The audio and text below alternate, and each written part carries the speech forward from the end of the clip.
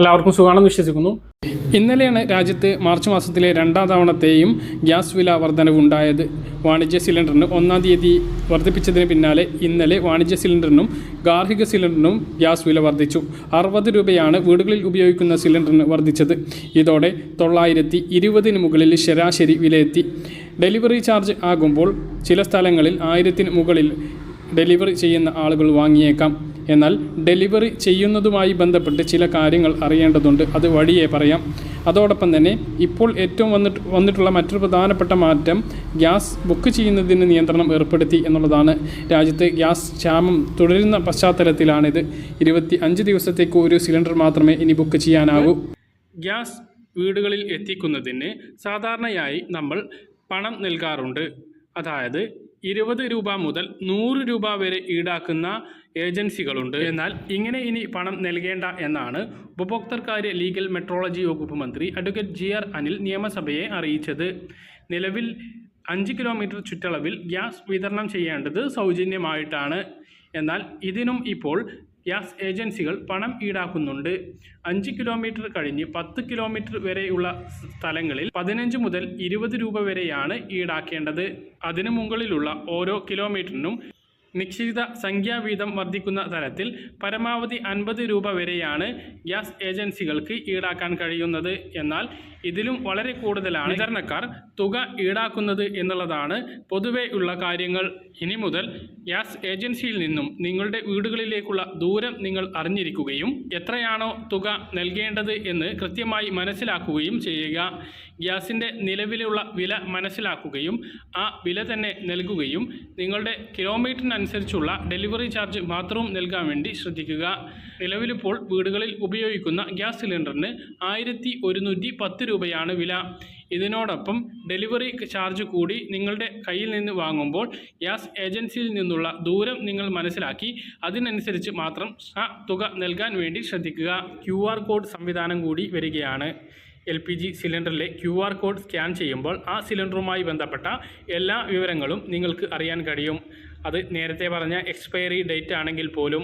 ആദ്യഘട്ടത്തിൽ ഇന്ത്യയിലെ തിരഞ്ഞെടുക്കപ്പെട്ട പട്ടണങ്ങളിലാണ് ഈ പദ്ധതി നടപ്പിലാക്കുന്നത്. വരും മാസങ്ങളിൽ എല്ലാ സ്ഥലങ്ങളിലേക്കും ഈ പദ്ധതി വ്യാപിപ്പിക്കും. അതുപോലെ LPG സിലിണ്ടറുകളുടെ തൂക്കം പ്രാധാന്യം ഉള്ളതാണ്. നമ്മുടെ സിലിണ്ടറുകൾ പെട്ടെന്ന് തീർന്നു പോവുക എന്ന് പല ആളുകളും പരാതി പറയാറുണ്ട്. സാധാരണ വീടുകളിൽ ഉപയോഗിക്കുന്ന സിലിണ്ടറിന് 14.2 കിലോഗ്രാം തൂക്കം വരേണ്ടതുണ്ട്. ആ തൂക്കത്തിൽ നിങ്ങൾക്ക് സംശയം ഉണ്ട് എങ്കിൽ അത് തൂക്കി വാങ്ങാവുന്നതാണ്. അത് തൂക്കാനുള്ള ഉപകരണം വിതരണക്കാരൻ്റെ വാഹനത്തിൽ ഉണ്ടാകണം എന്ന് നിർബന്ധമുണ്ട്. വളരെ പ്രധാനപ്പെട്ട മറ്റൊരു പ്രധാനപ്പെട്ട മാറ്റം, ഇനി നിശ്ചിത സിലിണ്ടറുകൾ മാത്രമേ ലഭിക്കുകയുള്ളൂ. ഗാർഹിക സിലിണ്ടറുകളുടെ ദുരുപയോഗം തടയുന്നതിന് വേണ്ടി വീടുകളിൽ ഉപയോഗിക്കുന്നതിന് വേണ്ടി രാജ്യത്ത് ഇനി 15 സിലിണ്ടറുകൾ മാത്രമേ നൽകാൻ കഴിയൂ എന്നാണ് കേന്ദ്ര പെട്രോളിയം മന്ത്രാലയം അറിയിച്ചിട്ടുള്ളത്. എന്നാൽ കേരളത്തിൽ 12 സിലിണ്ടറുകൾ മാത്രമേ വിതരണം ചെയ്യാൻ കഴിയൂ എന്നാണ് ഗ്യാസ് ഏജൻസികൾ പറയുന്നത്. അതിൽ കൂടുതൽ സിലിണ്ടർ ആവശ്യമാണ് എങ്കിൽ വീട്ടിലെ അംഗങ്ങളുടെ എണ്ണങ്ങൾ അടങ്ങിയ റേഷൻ കാർഡിൻ്റെ പകർപ്പ് സഹിതം ഗ്യാസ് ഏജൻസികളിൽ പ്രത്യേകം അപേക്ഷ നൽകണമെന്നും ഗ്യാസ് ഏജൻസികൾ പറയുന്നു. വിറക് ഉപയോഗിക്കാതെ ഇന്നലെ മുതൽ പശ്ചിമേഷ്യൻ യുദ്ധത്തിൻ്റെ പശ്ചാത്തലത്തിൽ 12 സിലിണ്ടർ ലഭിക്കുമെങ്കിലും ഒരു മാസത്തിൽ, അതായത് 25 ദിവസത്തിൽ ഇനി ഒരു സിലിണ്ടറിന് മാത്രമേ ബുക്ക് ചെയ്യാൻ കഴിയുകയുള്ളൂ.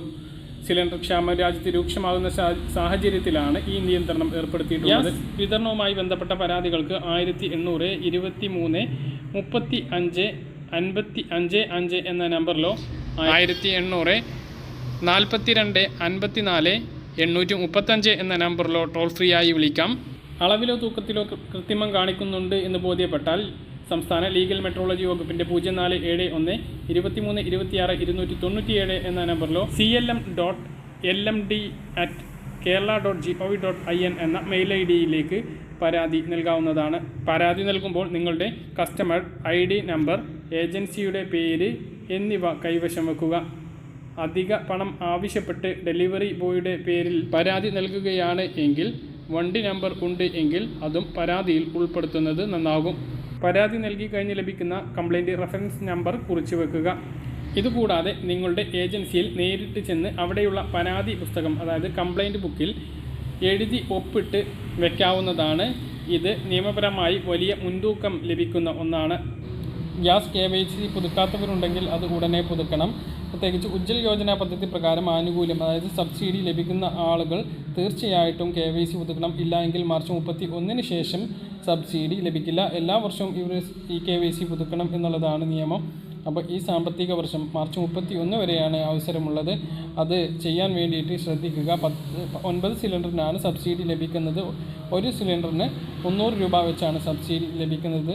നേരത്തെ 10 സിലിണ്ടർ ഉണ്ടായിരുന്നു, ഇപ്പോൾ 9 സിലിണ്ടറിനാണ് സബ്സിഡി ലഭിക്കുന്നത്. സബ്സിഡി ലഭിക്കുന്നവർക്ക് ഇപ്പോൾ വർദ്ധിപ്പിച്ച തുക കൂടി ചേർത്ത് ഏകദേശം 600 രൂപ മാത്രമാണ് ഓരോ സിലിണ്ടർ നിരക്കുമ്പോഴും ചിലവ് വരികയുള്ളൂ. നേരത്തെ അത് 550 ആയിരുന്നു. ഇപ്പോഴത്തെ 60 വർധനവിന് ശേഷം 600 രൂപയ്ക്ക് മുകളിൽ വേണം. അത് പറഞ്ഞ കാര്യങ്ങൾ കൃത്യമായിട്ട് മനസ്സിലാണെന്ന് കരുതുന്നു. ഇതുപോലുള്ള ഇൻഫർമേഷൻ ലഭിക്കാൻ ചാനൽ സബ്സ്ക്രൈബ് ചെയ്യുക, ബെൽ ഐക്കൺ എനേബിൾ ചെയ്ത് വെക്കുക. മറ്റൊരു വീഡിയോയുമായി നമുക്ക് കാണാം. ദൂരേക്കും ബൈ.